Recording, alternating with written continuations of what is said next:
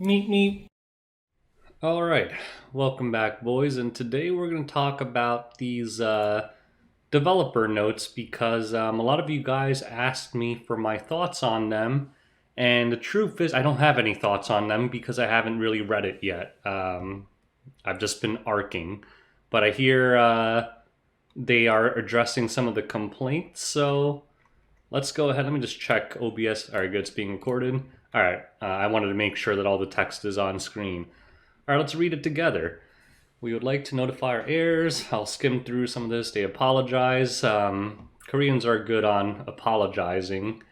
Before we address the direction of blah, blah, blah, blah, with the intention to allow more heroes loved by our players to have their roles on the battlefield. However, our own inadequacy, they're still being apologetic, has led to the recent situation, and we will do our best to provide you with a more enjoyable and pleasant performance balance as soon as possible. So in Korea, I think they refer to it as, I want to say, like the seven great disasters or something. These heroes are like Apak Ravi, Rimuru, Conqueror Lilius, and stuff. And the Koreans are generally more heated than I think the rest of the community. And also because, obviously it's not Smilegate. I forget what the actual developer is called. I think they're more receptive to Korean feedback because, they speak the same language. When we complain, they're probably just like, those filthy foreigners should shut their mouths. But I think the Koreans are probably what's driving this. And this is really good. We are receiving many common opinions from many players about the current meta, and our thoughts about it are not much different. So they're basically saying they agree with us, which is great. That's a good starting point for improvement, is to improve the utilization of heroes and artifacts based on data. This part is important. We didn't want to put our players in a situation where they must use heroes with the highest stats after putting so much effort and time in raising and improving heroes and artifacts that they liked. In particular, the voices of players who wish to use certain 5-star heroes, ML heroes, which are more difficult to obtain, was something we could not neglect, and we will not deny that we put a higher priority on improving the utilization of basically ML5s in World Arena over other Covenant heroes. But this created an imbalance of benefits between the small number of players who had ML5s and those who did not. In addition, giving new heroes competitive stats and abilities equivalent to the dominating heroes was another major reason that worsened the current issue. All of this is good, right? They're basically saying they screwed up. They agree with kind of top player opinions on how garbage the meta is. Now the question is, what are they going to do about it? They want to improve hero diversity. They're aiming to curb power creep since the game's launch. Well, I don't agree with that. That's straight up bullshit because look at the past 10 heroes. So if that's been their aim, they should say that's their aim now. If they're saying that has been their aim, then that tells me their balance team has no idea what they're doing because the power creep has been ridiculous. To maintain the value of heroes and equipment of players as much as possible, and provide an environment where players can enjoy Epic 7 for a long period of time. Not much change in the meta for PvP, and the battles are becoming repetitively stale. Alter the meta, periodic blah blah blah.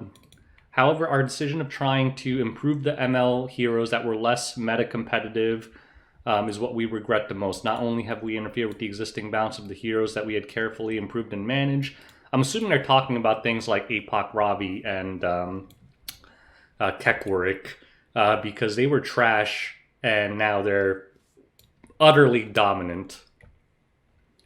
In the future, we will not improve ML5s that are not used as much unless we confirm that it is a way that will improve the current game state. We will do our best to prevent certain heroes from becoming excessively powerful, even if it is necessary to create new changes in the meta. Also, to indirectly curb the power up, so basically they're going to fight power creep with power creep. If these changes do not produce enough results, we will consider readjusting the stats and effects of current class signs. What does that mean? What's a class sign? And exclusive equipment. I don't know what class sign means, so someone smarter can explain that. However, we will prioritize on creating positive changes in the meta through balance adjustments as changes in class signs. And are they talking about the horoscope things to change their built-in stats. I don't know. May affect content other than PvP players. So they're not specifically addressing nerfs yet. This process may take blah blah blah as we are making changes as carefully as possible because modifying the current structure significantly or intervening directly by nerfing specific heroes. So they're actually kind of saying they don't want to do this. They think it will cause greater issues. So I think they're being careful with their wording, but I would like them to at least say this is on the table. If they want to say they want this to be a last resort, but it's on the table, that's fine. But I would love them to have some guidance saying that if a hero is clearly overtuned and dominant, like ML Lilius was on release, that they would consider nerfing it. They really need to say that, I think. Improvements on equipment.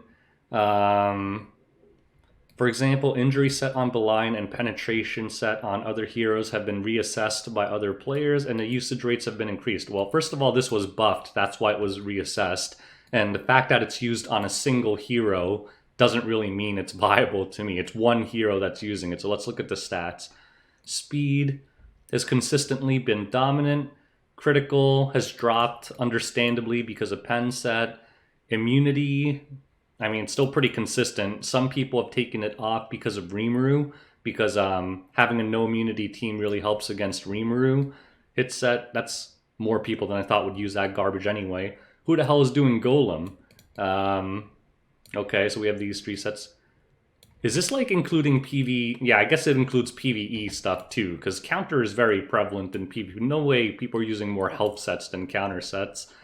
Penetration went from 0.1% to 5%. So this is great. I loved seeing these numbers. So that pen set buff, it really made a difference. And this is pretty decent utilization considering that Katie's is not a hunt that many people do. And 0 to 0.10 to 1%. And it's all Beline. This 1% is just Beline. So it's still pretty garbo. So it looks like they're thinking of making more changes to these sets. Revenge set is straight up ass. Like the only people that use it is maybe on Crow. So I'm interested to see what they're going to do about that. They're going to improve current equipment, blah, blah, blah. Okay, it doesn't really say anything there. New equipment sets. I always like that, although realistically the new equipment sets, other than pen set, are not being utilized much. So they need to make it pretty competitive without making it so broken that everyone has to replace all their other sets. But overall, would be changed. So they're not going to add a new hunt. That's fantastic, but it looks like they're going to add an extra set to each hunt. One problem with this then is presumably Wyvern may also get another set if they do that. And people just want speed sets from Wyvern. So if you add another set to Wyvern, that means, like, think of Wyvern where you get all those useless hit sets and, for the most part, crit sets. High in PvP, a lot of people don't use crit sets outside of speed contesters. That means your chance of getting what you want goes from 33 to 25%. So that might piss people off, actually. Facilitate new systems, facilitate acquisition equipment sets. Otherwise, this is good, right? Like, I'm always down for new equipment sets. I'm a little wary of adding the sets to existing hunts because a lot of times, like, if you're doing Banshee and you just want counter, or just want lifesteal, or you're doing Wyvern and you just want speed, A13 you just want immunity, adding an extra set means it's even more of a pain in the ass to get what you want, especially if it's added to the crafting rotation as well, which it will be. Improvement. This is what I care about. I'm a PvPer. Battle Frenzy, well, that's always adjusted, so that's nothing new. They always change Battle Frenzy over seasons. If DPS tank meta is successively dominating, weakened. So basically, like they're saying, if it's a DPS meta, maybe they'll reduce the impact of Battle Frenzy, something like that. E7 WC mode. We kind of talked about this in the patch notes. Basically, every pre-ban carries over to the next match. So I guess by round 3, you can have 6 pre-banned heroes, or I guess 12 counting both players. So This is actually good for players that have a huge hero pool, but terrible for newer players who don't have a deep hero pool, right? Um, if you don't have like 30 well built heroes and six of them are banned out, it basically means you can't do anything. But I'm assuming only super competitive high tier players will care about this anyway. Arena 3v3 team mode. Um, I don't really. So is this just AI PvP, except it's 3v3 instead of 1v1? I don't really fully understand this. It sounds like three people just set an arena team and an arena defense together, and three people attack it together. I don't really know how that will work, but I don't really care about that. Doesn't look like it's real time. So second quarter, this is pretty soon. We'll get E7WC mode. Like, is this rated? It doesn't really specify, or is this just like a mock lobby thing? Introduction of new equipment sets. So this is nice. That means within the next 3 months, we're going to get new equipment sets. Fourth quarter, improvement on current equipment sets. Arena 3v3 mode. Okay, so I got a lot of questions about this, and I feel like they're not really saying much, right? New equipment sets and stuff, I don't care about. Like, it's good, right? But that was the assumption. Like, what are they going to do for the rest of the history of the game? They're not going to ever make equipment sets. That's all obvious. The most important stuff is really in this first section here. And honestly, I think this line is the most important. They agree with us, guys. That's very important because a lot of times developers can be assholes and just say the players don't know what they're talking about and kind of just ignore the whole player base. Look at what happened to WoW. But here they're actually actively saying, hey, we heard you guys. They're not trying to defend it or anything. They're just saying, we screwed up and we agree with you, but we're making a best effort to fix it without breaking the game. Because, I do feel for them. It's not easy to balance a game. Like, this game has been out for a while now. There's a lot of heroes, a lot of different artifacts.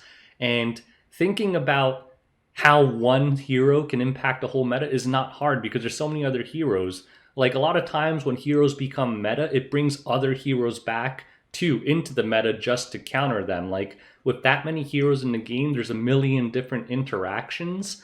So I do kind of feel for them. Like, I don't want, because we always complain about the balance, right? But without the data, it's not always easy to understand the impact. And I think it's particularly hard for this game because they've taken this stance where they really don't like to nerf because it's a gacha where people paid for stuff. It's harder for them to nerf. With other games, you could just release whatever fucked up thing you want, right? And if it dominates and they look at the numbers, they'll be like, next week, okay, whatever, we're going to make him do half the damage now. And the players just kind of had to deal with it. Here, it's hard to do that because if someone bought 6 Mystic packs to buy a hero because he thought it was really good, and Smilegate drops the nerf hammer on that, that person's probably going to quit the game and never want to play again. So they have this really difficult balancing exercise where even here at the bottom, they were being very careful about kind of, saying whether they would be willing to nerf or not. I forget where it was, but they basically said that they really don't want to nerf heroes right here. So I think their stance on that hasn't changed, but it sounds like they really don't want to nerf stuff. But at least they're kind of indirectly saying that they might, but I would have liked a clearer statement where they just said, if it's really horrible, we will nerf it. But it sounds like they're not ready to go that route because of the whole gotcha issue and the credit card issue. But overall, I think this is pretty good. This is my first time reading it. From some of the messages I got, I thought it was going to be a lot more, controversial. I feel like this is kind of, not that big a deal. They're basically just saying that they're going to release more stuff in the future and that they've heard our concerns. It doesn't really seem like they really said much of anything. I guess they said that they're not going to improve 5-star MLs much, but guys, they didn't really do that much anyway. Like, we complained about A Ravi and ML Ricky, but think of all the other MLs that are still kind of ass right now and how long people have waited for those heroes to become good. So if their future stances are not going to buff 5-star MLs to be really strong anymore. Well, ML Ken, Silverblade, Araminta, all these heroes are still in the background crying, and yeah, they've been feeling it for years, so I don't think it's that new either. So, anyways, those are my thoughts on this. I do appreciate that they are listening to the players, and I think, again, this is the most important line to me. They agree with us, and we'll just have to see what they do about it. But with the recent patch notes, not this thing, but the recent patch notes I did a video on, I think Smilegate has always been good about this, like listening to players, trying their best. They make a lot of screw ups, but that's always what I've appreciated about the developers in this game. They do listen. They are more than happy to apologize. They apologize like 5 times in the first 5 paragraphs. And I think that's important. They're always listening. And when they screw up, it kind of helps me give them the benefit of the doubt. Because, typically when enough people complain, historically, they've said, sorry, we're going to do something about it. We've gotten a lot of compensation and stuff in the past. So let's just see what they do next. So anyways, feel free to share your own thoughts on the comment section below. And till next time, peace out, boys.